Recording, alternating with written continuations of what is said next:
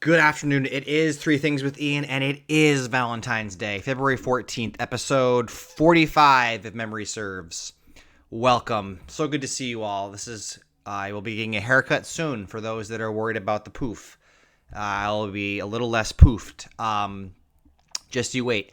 Anyway, good to see you guys. It's been too long. So, Valentine's Day, I thought I would do a couple things about Valentine's Day and then give you something that's not Valentine's Day oriented. So it would not be a holiday if I didn't poorly utilize AI to serenade you with a Valentine's Day poem. I have two for you.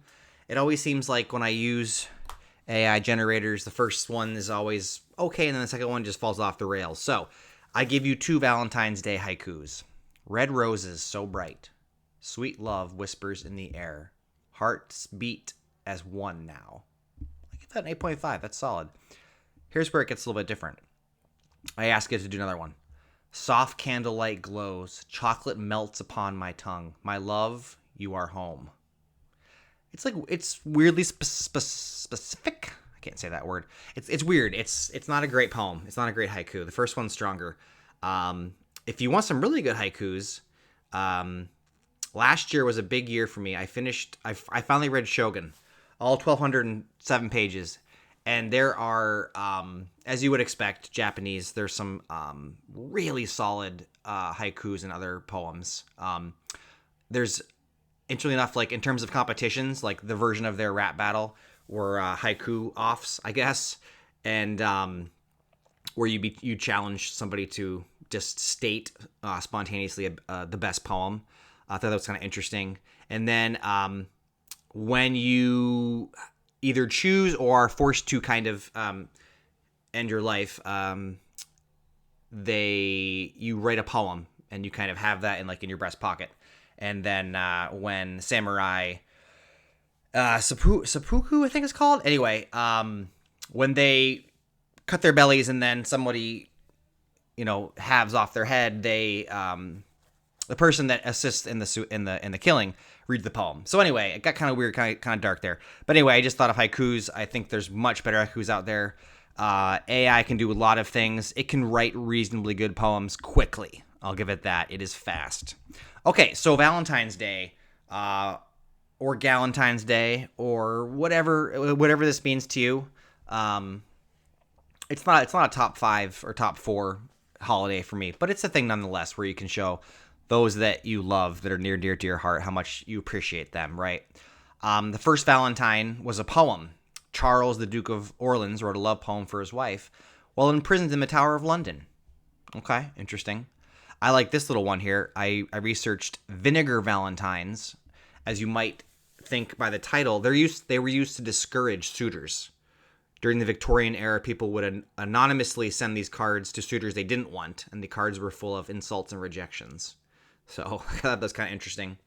And then the X, right? We see the X everywhere, which XO kisses, right? It comes from medieval times. Illiterate witnesses would sign their names with an X and then kiss it to show sincerity. Interestingly enough, I thought that was kind of cool. And then it would not be a New England celebration if not for a mention of Necco wafers. Terrible candies, essentially inedible. Anyway, their origins are from a Boston pharmacist. They started out, these candy hearts started out as lozenges in the late 1800s, and then his brother was like, well, they're terrible, we may as well add some messages on them, some sayings to kind of boost sales. So, and then I guess my last part of this was I had the honor, I guess. I don't know if it's an honor, but I had a costume today that I wore. It was a large conversation heart. And I took a moment to kind of realize as I was passing out these little conversation hearts, which, yes, they taste like plasterboard, minimal flavor, maximum profit margin. These things must be essentially free to create. It's hardtack for children, right? It's the closest you're going to be to being on a long ocean voyage eating hardtack. Anyway, the evolution of these was interesting. BAE, BAE, GOAT, RIZZ. These are kind of on the conversation hearts alongside, Be My, Number One Fan, the traditional messages that we see. So I wore one. I guess I'll post a picture or something.